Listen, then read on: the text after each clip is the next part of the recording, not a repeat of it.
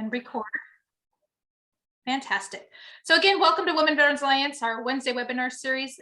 Melissa Washington, CEO and founder of Women Veterans Alliance. I'm a Navy veteran, and I'm so glad you're all here today.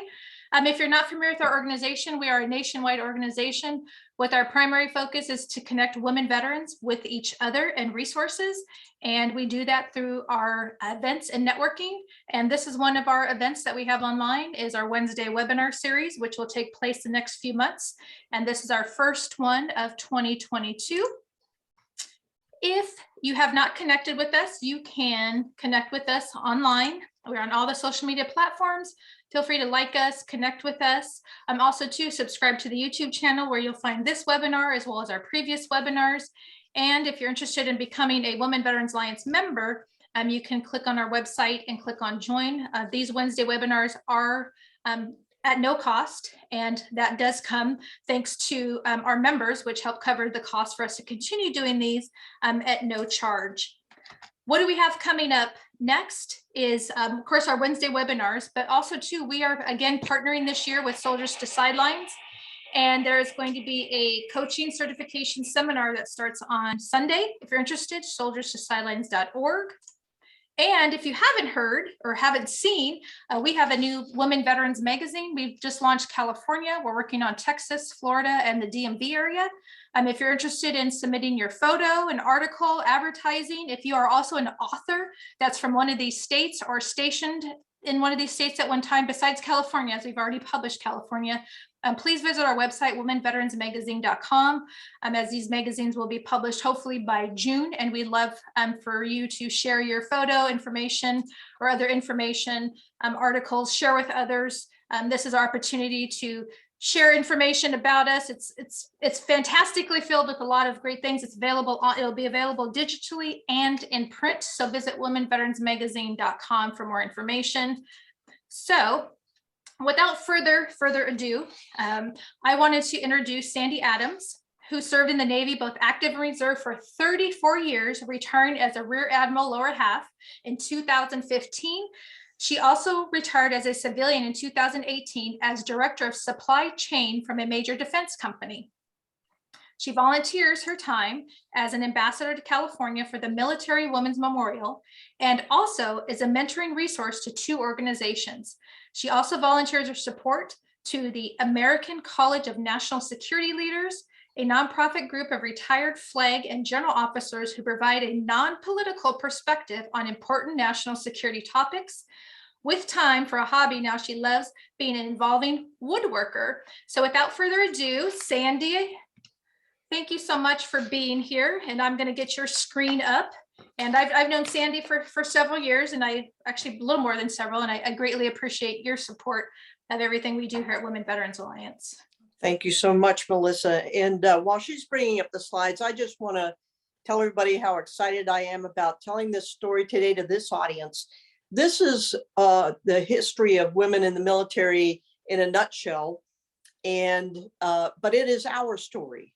It is, you'll hear me weave part of my story in there. Can people see the slides? Because I can't see it.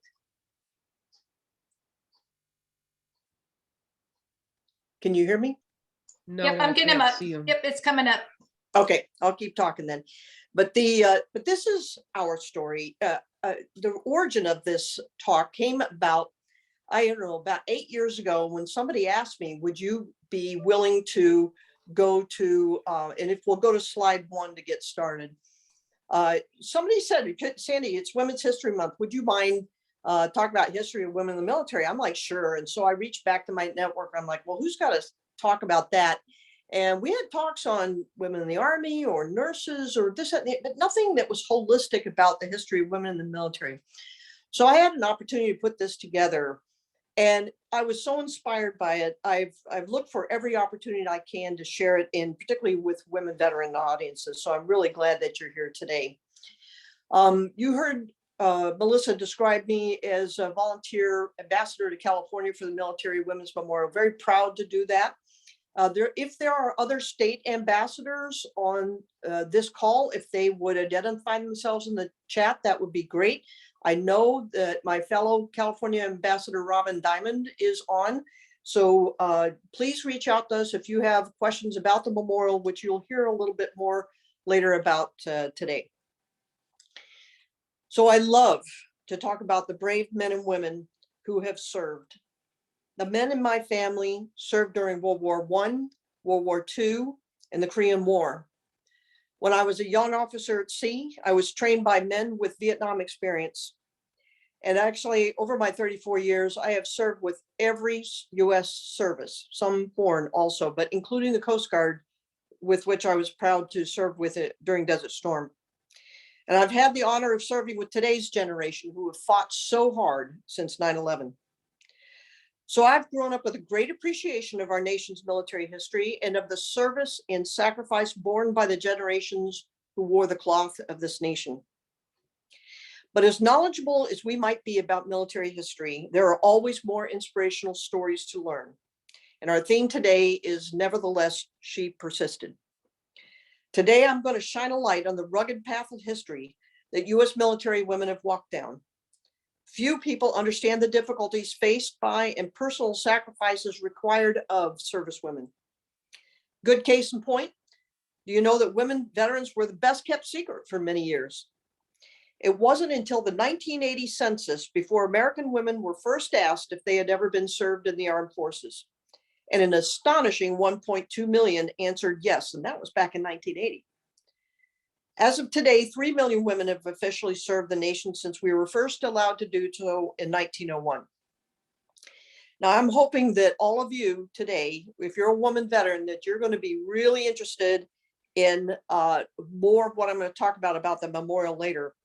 And if for some reason you are not a woman veteran on this call, I hope you have a woman in mind who, while you listen to the story, because I'm going to encourage you to have her register with the memorial. More on that later. The 246-year arc of this story is one of inspiring and all volunteer service and sacrifice to support the nation. You're going to hear today how changes in our nation's laws, Pentagon's regulations, and our very culture eventually led to women becoming fully participating members of the world's greatest military and the world's greatest democracy. Slide 2. Women didn't officially serve in the US military until 1901. And did you know that that is before women had the right to vote, which didn't come until almost 20 years later? Due to time constraints, I will provide a very brief review of unofficial but vital service support that women provided the nation before then. Today, I'm going to focus from 1901 on in women's official service. And this is a story of women serving at times when duty assignments and promotion potential were severely limited. Very tight quotas limited how many could serve and what they could do. And women who performed the same non-combat roles as men were not paid the same. Women were not always entitled to veterans benefits. Laws restricted the highest pay grade a woman could achieve. Women who died in the line of duty were not always entitled to a military funeral. Women who stepped forward as nurses during times of war also did so in times of pandemics. And African American women stepped forward to take the oath and serve their country when they didn't have equal rights at home. But despite these limitations, they persisted, and 3 million women have worn the uniform and served the nation since 1901. No woman has been drafted. Next slide. So let's start with the Revolutionary War. Since women were not allowed to enlist, many patriotic women supported the Revolutionary War as cooks, laundresses, nurses, and accompanying their husbands to war. Many of us have heard of Molly Pitcher, whose real name was Mary Hayes Macaulay. She took her husband's place as cannon during the Battle of Monmouth in 1778. But you may not have heard of Margaret Corbin, who did the same thing a year later at the Battle of Fort Washington, and was also wounded in battle and taken prisoner by the British. The Continental Congress granted Corbin the first federal pension given to a woman wounded in battle. During the War of 1812, women were primarily employed as nurses. And I want to highlight Mary Ann Cole, a civilian who served as a hospital matron with the Army at Fort Erie. At the siege of Fort Erie in 1814, 1,800 Americans were killed or wounded. This is a painting in the top right of that siege. Mary played an instrumental role caring for the sick and wounded and keeping medical records for the surgeon. And while as that might have been so important to the surgeon, imagine how important those records were for the families at home who would want to find out what happened to their loved ones. The Civil War was and is our nation's bloodiest war in U.S. history, with 620,000 killed on both sides. Civilian nurses were contracted by both the North and the South.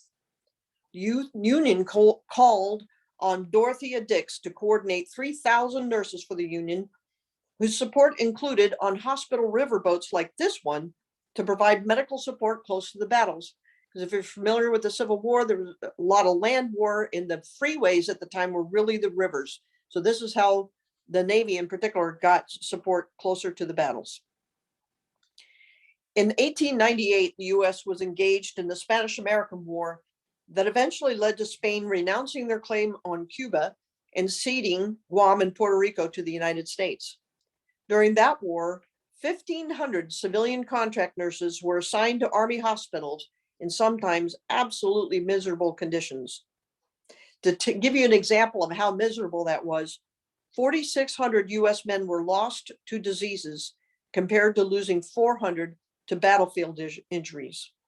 And 20 of these contract nurses died of the same diseases while trying to care for US servicemen. Next slide.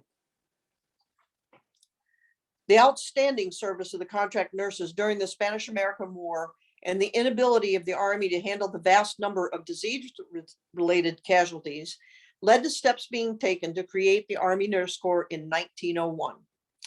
It was limited to 100 women for the next 10 years, but it did lay the foundation for World War I support. The Navy Nurse Corps followed suit 1908, and there's a picture of what the Navy refers to as the Sacred 20, the first 20 women to become part of the Navy Nurse Corps.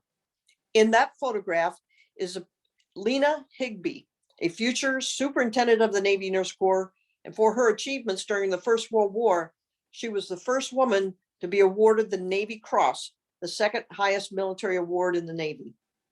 Her service has also been honored by the Navy by naming not just one, but 2 ships after her.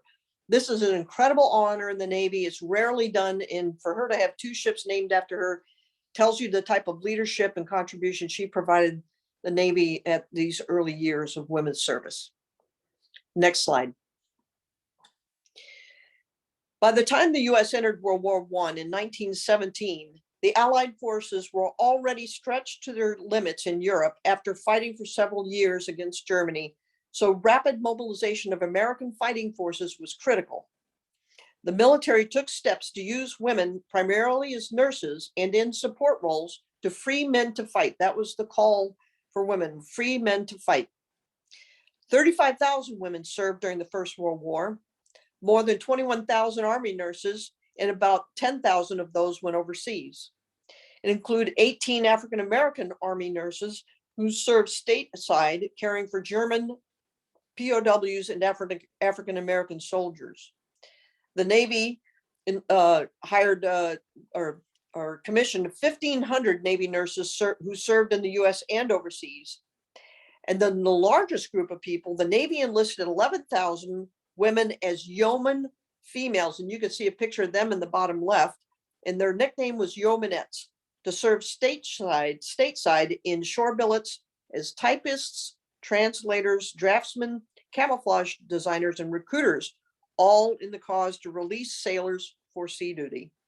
I'm proud to say that the yeomanettes, the Navy, paid them the same pay as male yeomen who were also not in combat.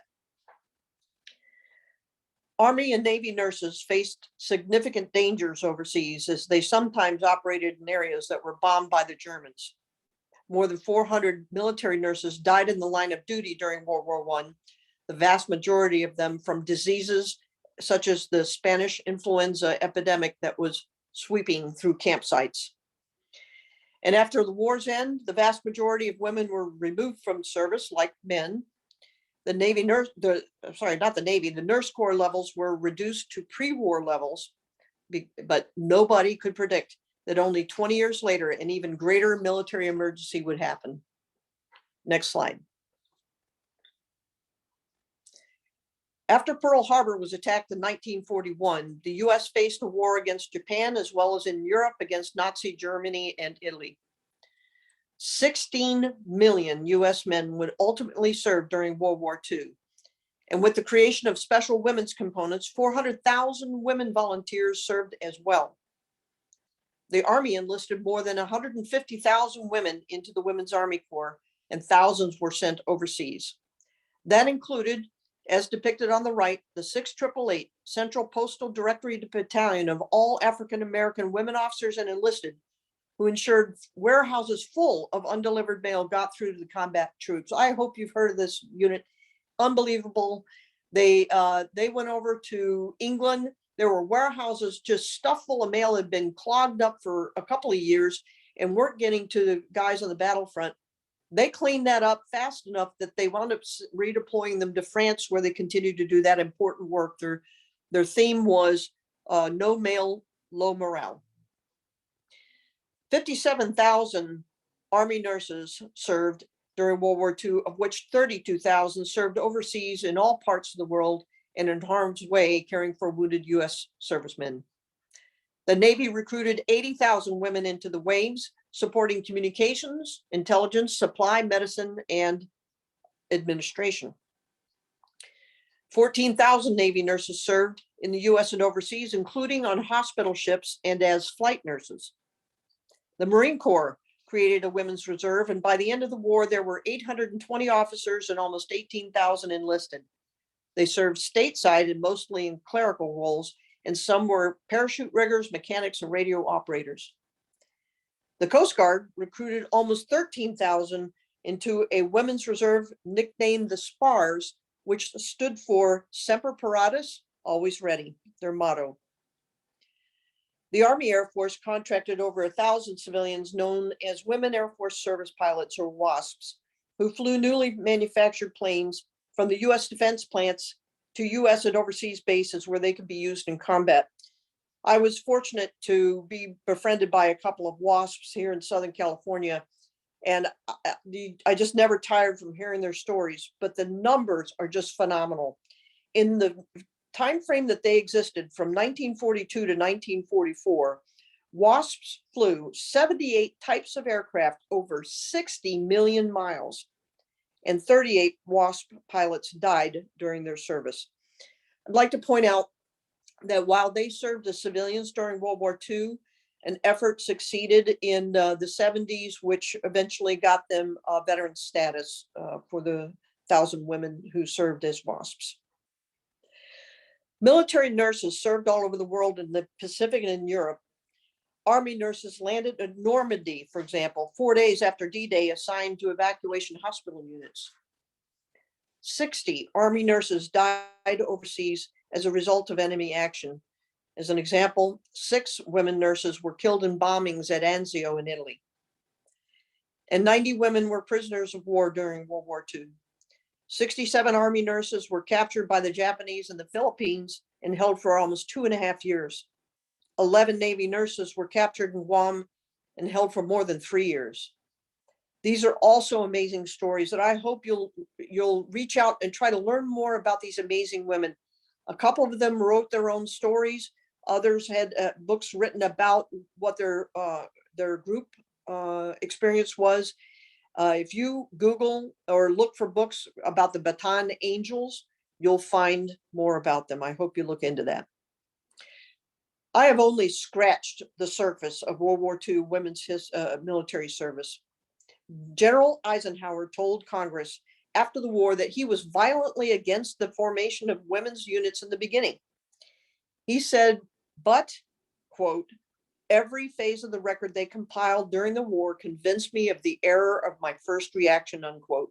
And he actually went on to fight for a permanent place for women in the US Armed Forces.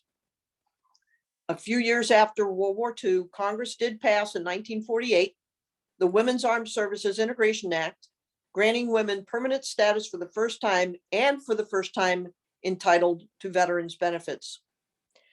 Imagine, that was 47 years after the first women began to officially serve, and they finally earned veteran status. But Congress capped women's participation at 2%. Women could not be promoted above certain pay grades to reduce the risk of women being in charge of men. And women were forced out of the military if they became pregnant or even tried to adopt a child. Nevertheless, these patriotic women who wanted to serve their country persisted. Next slide. Less than 5 years after the end of World War II, the U.S. became engaged in the Korean War in 1950. 1,000 women served overseas in Korea, mostly nurses.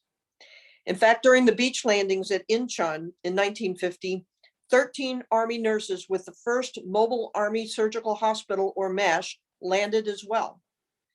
Because mobile and evacuation hospitals followed the troops and the battle lines in the Korean Peninsula were extremely fluid, Army nurses were often found close to the front. In addition to the 1,000 nurses who served in country, many more were assigned to large hospitals in Japan and on hospital ships. 11 Navy nurses died en route to Korea when their plane crashed in the Marshall Islands.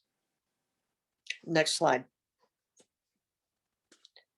About 7,500 U.S. military women served in Southeast Asia during the Vietnam War, and 265,000 women served in other areas around the world during the Vietnam era. The majority who were in country were military nurses assigned to hospitals, air evacuation units, and hospital ships. Although the military was reluctant to send non-nursing military women to the theater, many did seek permission to deploy and did so. And I was befriended by a couple of Vietnam veteran women here in Southern California who were involved with military intelligence, and they deployed. They were the first women I'd ever seen with a Bronze Star on their chest. Some of the women were wounded, and the 8 who died are memorialized on the wall at the Vietnam Veterans Memorial in Washington, D.C. Of those 8, First Lieutenant Sharon Lane, depicted here in the center, was the only nurse who died directly of hostile fire. Policies began to change to allow women to more fully participate in the military. In 1967, laws that placed the 2% cap on women serving the military was repealed. I'm going to weave my story in here just a little bit to take dry policy changes and help you understand how they changed and affected women. Just 14 years later, in 1981, when I joined, the percent of women in the military had grown to 8% in just 14 years, from 2 to 8%. And today it is 20%. Also, the law capping the highest rank a woman can achieve was repealed during this era. And by 1970, the first woman was promoted to Brigadier General or 1-star General, Brigadier General Anna Mae Hayes, U.S. Army Nurse Corps, shown there in the bottom right. And the first women military pilots would earn their gold wings in the Navy, and ROTC officer commissioning programs at universities began to open up to women in 1969 for the first time. Next slide. This next era, this 15-year period is primarily during the Cold War against the Soviet Union, but other operations were happening at the same time. But I want to highlight important policy developments more than anything in this era. In 1975, DoD reversed policies and allowed pregnant women the option of electing discharge or remaining on active duty. A year later, women were admitted to the service academies for the first time. And in 1978, something that touched me personally, the law banning Navy women from serving on ships was repealed. In fact, that is a photo of my first ship in the bottom left, USS Puget Sound, a 20,000-ton ship that was home ported in the Mediterranean when I reported to her just 4 years after that law was changed. And I'm telling you, that legal change opened up career opportunities for me and for others that wouldn't have been available otherwise. A year later, in 1979, the first African-American woman was promoted to Brigadier General Hazel Johnson, U.S. Army Nurse Corps. Next slide. The 1990s was truly a decade of change, due in part to the largest deployment of women in U.S. history during Operation Desert Shield and Storm. For this operation, 41,000 women deployed to Southwest Asia. In fact, women were 7% of the deployed forces and were by then well integrated into military operations and support. The Scuds launched by the Iraqis did not distinguish men from women. 5 women were killed during Desert Storm. 2 women were taken as prisoners of war. One, former POW Army Major at the time, Rhonda Cornum, is shown returning to safe hands here. She was a flight surgeon on a search and rescue mission looking for a downed US F-16 pilot, and she retired years later as a brigadier general. After Desert Storm ended in March of 1991, within 3 years, there were a lot of legal changes. Congress authorized women to fly in combat missions. They also repealed the law banning women from duty on combat ships. And the combat exclusion law was repealed by Congress, allowing all DoD roles open to women. That's 250,000 jobs that were open to women. But while the legal restrictions were removed by Congress, the Pentagon said not so fast and implemented regulations to prevent women from serving in artillery, armor, infantry, special forces, and other similar combat roles. That was more than 30 years ago. Because of the law changes, though, the Navy did begin assigning women to combat ships and squadrons. The Air Force began assigning women to combat air squadrons, and the Army began assigning women to infantry brigade level. Next slide. So now we're up to today's era since 9/11. Over 300,000 women have served in Iraq and Afghanistan, and that doesn't include all the women who are deployed on ships around the world.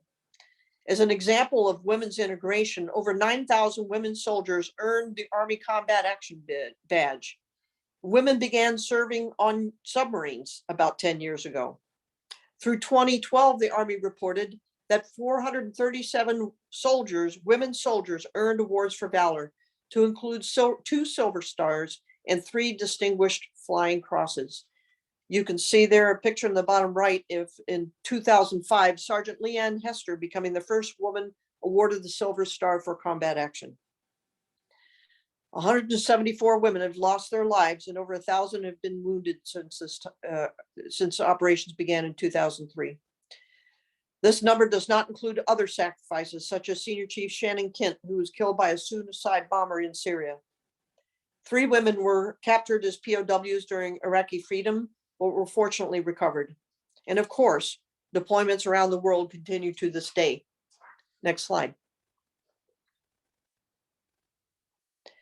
Since 9/11, further integration of women continued.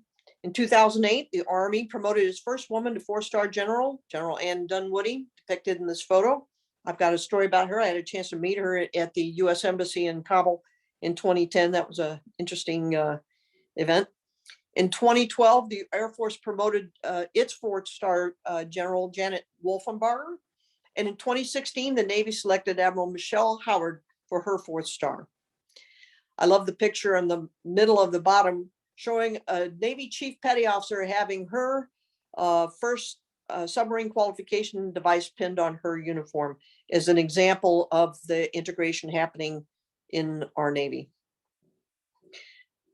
In 2013, Pentagon decided to lift the ban on women in combat, opening the final additional bill. It's again about 250,000 and took 3 years to implement. Today, no roles in the military are off limits to women purely because of their gender. You must meet the standards and qualifications of a role, of course, just like anyone, but quote unquote, just being a woman is not a disqualifier. And I gotta say, I never thought I would see that during my career, and I did before I retired in 2015. Think about this 121-year journey since 1901. From 120 Army and Navy nurses in the early 1900s to 3 million women having served, and almost 20% of the military being women today. From many gender-based restrictions to none. From women only serving in junior roles to having women serving in every enlisted and officer rank. Because of these changes, women veterans are the fastest growing group of veterans, and the journey of women protecting this country continues side by side with our brothers in arms. Next slide. So I'm hoping everybody on this call already knows about the Women's Memorial, but I want to hit this hard. Do you know that we are having our 25th anniversary this year in October? We're so excited about it. If you haven't heard about us, we're a nonprofit that is the only major memorial to women veterans in the country. Of all service, whether you're still serving or not, whether you're retired or not.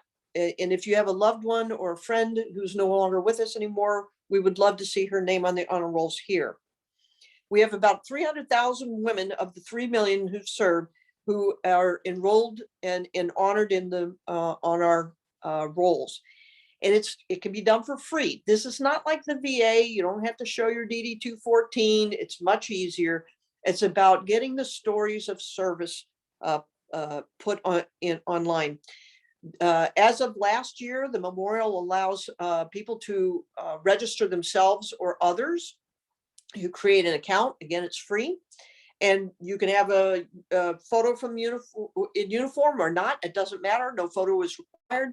And then you can put a paragraph or two in about your service and your experiences with that person's service or experiences. What I did is I'm a charter member of the memorial. I was still pretty junior when they opened up.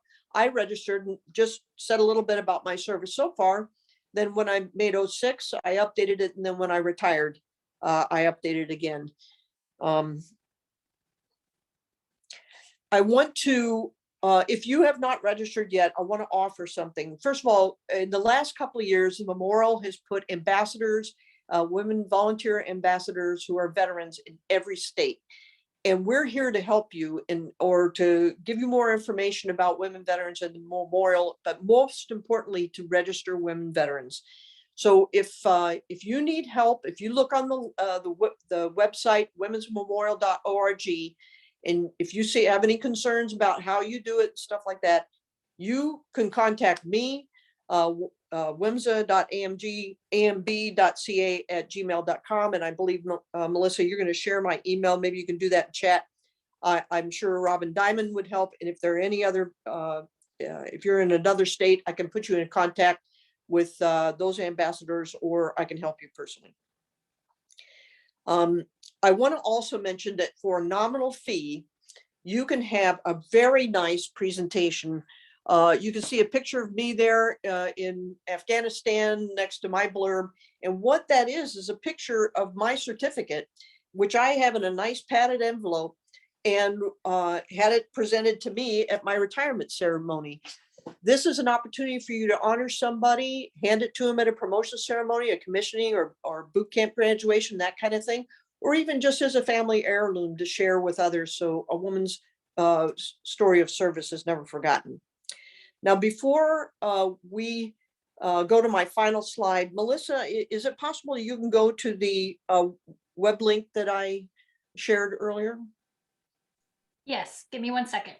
Okay, I'll start setting this up while she does the technical side of it. The Women's Memorial is doing a lot of great things. It's really been expanding exhibits and improving the awareness, particularly of the diversity of women veterans. This is a link to the Women's Memorial Color of Freedom exhibit, which you can see virtually online. Not everybody gets to go to Washington, D.C. and see the memorial itself, but you can look at the Color of Freedom exhibit online virtually. You can see that link there, where you can learn more about women who have served of not just of all colors, is what I'm trying to say. Pacific, Asian Pacific Islanders, Hispanic. So if you're looking for a woman to look up to because of her service or what she did after service, there's all kinds of great information there. The opening of the exhibit, which happened about a year ago, you can see that video. It's a great video. I just rewatched it recently. And if you're in San Diego on in March and later in March 9th through the 31st, the Color of Freedom exhibit is going to be on the USS Midway. So if you're interested in that. So why are they focused on this topic in particular? Because if you didn't know, 61% of all women enlisted in the military right now are women of color, and 38% of all women officers in the military are women of color. So this is a story we all need to know better. Okay, so hopefully that will show interest, that will get you to want to look more into that exhibit. So Melissa, let's go to my final slide. And I am going to open up for questions later if you're interested. I hope this talk inspired you to learn more about women's military service writ large, because you all have your own stories. But I'd like to end with an inspirational quote from Anne Brem, First Lieutenant Nurse Corps from World War II. She was at the memorial dedication 25 years ago. That's a picture of her there on the left at the memorial, and on the right when she was in service. And her words, when she had an opportunity to talk, was so inspiring that these words are now engraved on the memorial's walls. Let the generations know that women in uniform also guaranteed our freedom, that our resolve was just as great as the brave men who stood among us, and with victory, our tears fell just as hard. So thank you, and thank you, Melissa, for this opportunity to tell this story. And I'm open to questions if anybody has questions about the memorial, about the history. I'm not a historian. I just pulled this together. It took me a couple months, but I using a lot of different sources. Or if somebody wants to tell their own story. Oh, thank you, Sandy. I see we have, the question was asked, is there an event for the 25th anniversary? Yes, there is. And I suspect, I see Jan Edmonds is on the phone. She's a representative from the memorial. I don't know if she's going to want to add to or correct anything I'm about to say, but I believe the plans for the celebration is just starting to get ramped up. I would keep an eye out for information on emails. Hopefully you're getting emails from the memorial, and more information will be revealed. I can tell you the date of the give me just a second. October 15th, I believe, is the date. Jan, feel free to jump in at any time if you want to add to that or correct me. Unmute. 14, 15, 16. 15, 16. Okay. 14, 15, 16. 14, 15, 16. Thank you. Mhm. I was overseas on an exercise when the dedication happened, so I missed the ceremony. There were just thousands of women veterans there, and I know I'm not going to miss the 25th anniversary. This was fantastic. Let's, you have some comments. Thank you so much for sharing. This was an outstanding presentation. We do have a question. Marilyn, I'd like to know a little bit more about your service. Let's see, after joining, I joined the Navy in 1981 because I knew no matter what, I could get leadership experience. And it just, in those eras, there weren't a lot of young women being offered leadership experience, and I got it in spades. Wound up going to Puget Sound for 2.5 years in the Med, had about 90 men and women working for me at the time. I learned to be a surface warfare officer, which is a ship driver. You have aviators, submariners, and those of us who drive ships. Then wound up coming back to the States for a little while, but women were still on quotas at sea. And between that and some personal decisions on my side, I had to leave active duty because I couldn't get another ship, and I didn't know how I could succeed if I couldn't stay in my career. Fortunately, a lieutenant commander recruiter wouldn't stop hounding me when I moved to California. She says, I've never heard of women going to sea, but now you're eligible to be in the reserves. Why don't you come and join the reserves? And I said, okay, I'll give that a chance. I did get a second ship, and I had the opportunity to command, work my way up in various shore-based expeditionary type operations, deployed for Desert Shield and Storm, worked at the Pentagon, worked at U.S. Pacific Command, U.S. Naval Forces Japan, U.S. Naval Forces Korea, and all that. That's kind of my mother's version of the story. And after I found out I was making admiral when I was deployed to Afghanistan, that was the most amazing phone call of my life. And then came back and had the opportunity to serve as a deputy commander for the Navy Expeditionary Forces, 20,000 hardworking sailors at the time, and retired in 2015. They had to drag me out kicking and screaming. I loved working with the great men and women of the military, like those of us on the phone here, but I have no complaints about my service. Well, and thank you for that. And also myself serving on ships. So when I was in at that time, we weren't allowed yet on combat ships, but I know that's changed. And then there was a question which ties into that, which I didn't experience this, but it asked, when aboard the vessel, were there also assigned a woman Marine assigned to the same ship? On my ships, we didn't have Marines at that time. We're not on our ships. So we did have a Marine detachment on my ship because we had a 3-star, and he needed extra protection because of terrorism threats that we had at the time. But women were not allowed to join MARDETs because it was a security combat type of, had to be prepared for combat type of response. So we didn't have any women Marines at the time on that MARDET. The MARDET was like maybe 25 men. Someone asked about a book that covers everything that you shared. Or do you have any recommendations on books?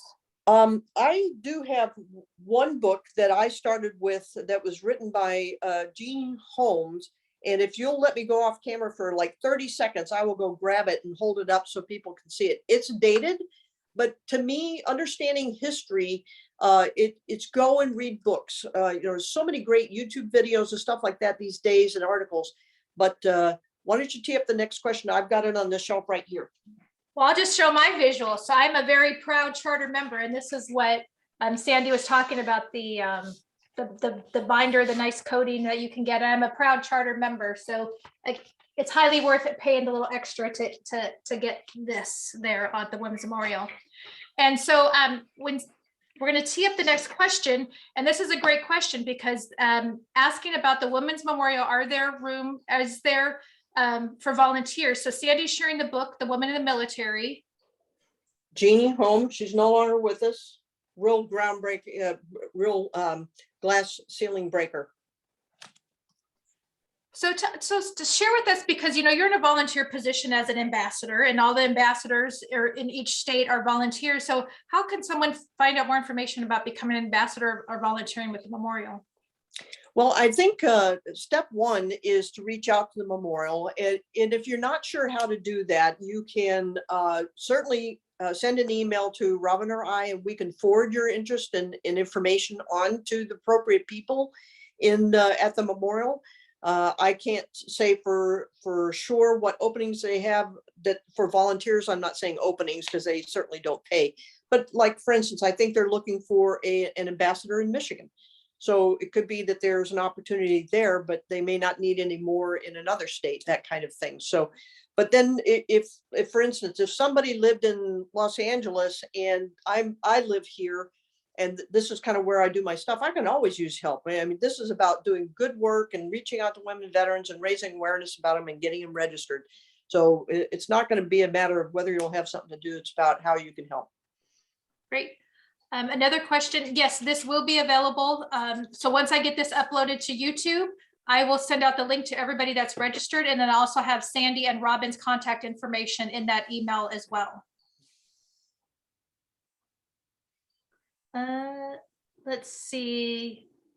Oh, and then also too, Jan, if everybody looks in the chat, Jan, who's with the Women's Memorial, also included her email in the chat. So if she says, if you're not in California, you can email Jan directly, and I will also include Jan's email in the email that I send out as well. All right. Well, any other questions? Hey, Sandy, I have something for you. What's like what's the most memorable? It could be funny. It could just be like something that, okay, this is something I'm never, ever going to forget, or something that's never, ever going to happen, kind of thing, like those once in a lifetime in your career. Well, boy, there's so many over 34 years, but I think there's two events I'll tell. One I mentioned briefly of when I got the phone call that I made flag officer, because I've done a lot of mentoring of people, and I've had wonderful mentors help me over the years. And I can tell you how to make 03, 04, be competitive for 05, be competitive for 06, but I can't, to make 07, I've sat on 07 boards. there are so many good people serving in the military. It's probably like making E9. It's so hard to pick somebody and leave so many others where they have to retire. And so I wasn't planning on making flag. And when I got that phone call, I was in a dining facility in ISAF headquarters, and my phone starts ringing in my pocket, and I can't hear because there's 1,000 people in the EDF. And I'm like, who's this? And he's like, Admiral, is that you, Admiral? I'm like, no, this is not Admiral. And it turns out it's a Vice Admiral calling to tell me that I made Admiral. It was, I started shaking. I was sweating. I got flushed. It was a very unprofessional response, and just an amazing opportunity. Rank is an opportunity. But the other one is probably the highest honor I've ever had, which is my, when I was turning over command of one of my first 05 command, the E7, the Chief's Mess, made me an honorary chief. In fact, that is my plaque right over there. It's right in the middle of all my other plaques, because it means more to me than any other award I ever received. Fantastic. All right. Well, again, the video will go out, the emails will go out with the contact information. And Sandy, again, thank you for the fantastic presentation. I learned a lot, and I know it takes a while to research and get all that stuff. And I see some applause is happening. So yes, thank you.